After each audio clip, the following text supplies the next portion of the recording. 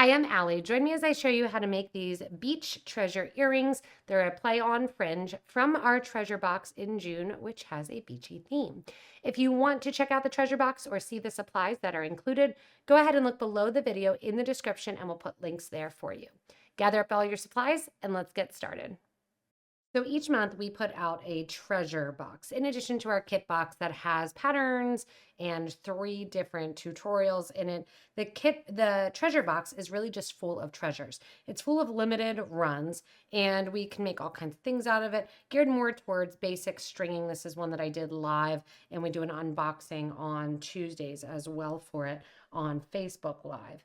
And I like to do some simple projects with it just to show you what you can do. So I have here a teardrop in a 6 by 10 millimeter. I like the small drop here at the bottom, and we're making a nice simple fringe earring. This is 8 O's that are in the box and some swirled 4 millimeter beads. The box for this month was kind of a beachy theme. And I'm adding in a wire guard, some 15 O's, and then the ear wire was in the box. So to start out, what I'm doing is creating a line of seed beads, and then we're going to embellish the line. Very simple. You can get more intense with this and create the center of a necklace, something dramatic, using an Athenacast at the end. So the technique doesn't need to just be one drop. I wanted to show that variation.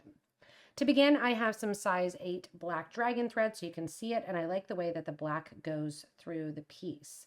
The first thing I'm going to do is add my 8O seed beads, and I'm going to start with my wire guard actually. So we're going to take our wire guard, we're going to go up through the wire guard. If you don't have a wire guard, you can use a soldered ring, that works as well too. We're going to go down through the wire guard on the opposite side. You can see that I'm bringing the thread down a tiny bit, and I'm going to pinch that wire guard closed. Pinching the wire guard closed, I want to just do it very, very lightly. This is a gunmetal one. Very easily, because I don't want to mess up the arches or the pieces basically of wire that compose the wire guard. This is going to work to hold our ear wire. I use it at the end of necklaces, bracelets, earrings. It makes a nice professional look. And then I'm just going to do a simple knot right over left and then spin it left over right, and we're good. Now this is one time through our wire guard. We're going to take a second time as well after we kind of come up and back the project. This is just a simple fringe. So you can see here you kind of have a spine. 1, 2, 3, 4, 5, 6, 7, 8, 9, 10, 11, 12, 13. So I'm going to go here and do our 13 beads. There's 4, 5, 6, 7, 8, 9, 10, 11, 12, 13. That is the end of our 8 O's. So the 8 O's that remain, I can just kind of push up. They're going to go back into my mix here. I've got my 13 beads on here, and I'm going to put on a drop at the center. Coming out from the drop, if you want to use a 15-0 or something like that, you certainly can use the 15-0, but you don't need to. Again, you can change this up however you want. I'm going through the top of the drop, which is a pretty plain drop. It's a smoky transparent, but look how the beads that you pick really transform it. I also like the lightweightness of this for the summer. From here, we're going to go back up through the design, going up through the last bead. I want my teardrop to sit fairly centered, so I just kind of pull it and make sure that it's sitting at the top. Coming out here, super simple design. 15, 4 millimeter faceted round, 15. You're going to go back through the 4 millimeter faceted round, the 15-0 after it, skipping the 15 before the check glass round, and then up into the next 8-0 seed bead. What that does is uses the 15-0 after the check glass as a little anchor so that way it doesn't fall off. You're going to continue this up the whole way to the top of the project, and then we're going to come down and we'll add a tiny bit more at the bottom, going back into some of these spots between our beads. And we're going to keep the top fairly simple. So there you have it again. 15, 4 millimeter 15, back through the 4 millimeter and the first 15, give a nice tight pull, on to the next one. Once you get to the top and you come out your last 8-0 seed bead, I'm taking my thread and needle, reinforcing around my wire guard, giving that second strand there. And then what I'm going to do is come down the piece. You can see here I did a little bit of concentration around the bottom. This one here, I went up and then I came back, going from 4 beads all the way to 5 and then back down, or sorry, 2 beads all the way to 5 long, back down to 2. And then I did the same thing. So kind of the fluff is a little bit bigger in the middle. With this one here, after going through that loop, I'm going to go down through the center core, making sure that I'm not skipping any of the 8-ohs, because if you skip any of the 8-ohs, what's going to happen, and you can do this intentionally if you want, is it's going to sway from one side to the other. So you want to make sure to do that line. And then 1, 2, 3, 4, and 5 from the bottom. I'm going to bring my thread and needle out of those 8-ohs, and I'm going to reinforce that design by adding more of my 4mm beads.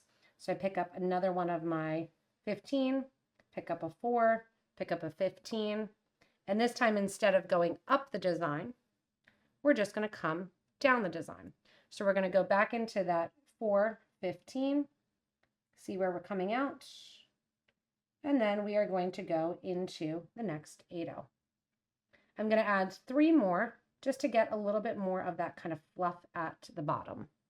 Once you're finished, I'm going back down through the 8s to the bottom of the piece here, and I'm going to go through that drop bead one more time, making sure that it sits nice and centered. Then I'm going to go up through all those 8-ohs again. When I go through the 8-ohs, this is nice and simple, because what I get to do is then tie my thread ends together just to finish off my necklace. So I usually kind of push all the beads to one side here along the spine. Take that needle through. Such a simple technique, so effective, and such a great look. From here then, kind of wiggle it down, make sure that drop sits nicely. Take these 2 thread ends, our wire guard is already reinforced. Tie right over left, left over right. Go in with your thread zap or your thread burner. Burn those thread edges down just a tiny little bit. Flat towards the project then. And keep in mind, you can wear this on your earwear, on your huggy. You can wear it. I like the lever backs for summer, because then when you're dancing or when you're out and you're sweaty and around, they don't fall off there. So you can really have fun adding to the project, adding more beads, making it into more of a waterfall, and take this beachy fringe earring and make it your own. Thanks so much for joining me in creating these beach treasure earrings. They're a nice, simple, easy fringe drop and lightweight for the summer. Remember, if you do want to get the subscription box and get inspiration mailed to you each month in the form of a curated box, you can look below the video in the description and you'll get links to get back to our site. Not only can you get a box full of treasure, but you can also get another subscription with kits to do each month. Perfect for summertime to take with you, everything all in one. Remember, if you haven't yet, hit that little subscribe button so you don't miss anything from us here at Potomac Beads. Thanks so much for joining, and stay tuned for more inspirational designs.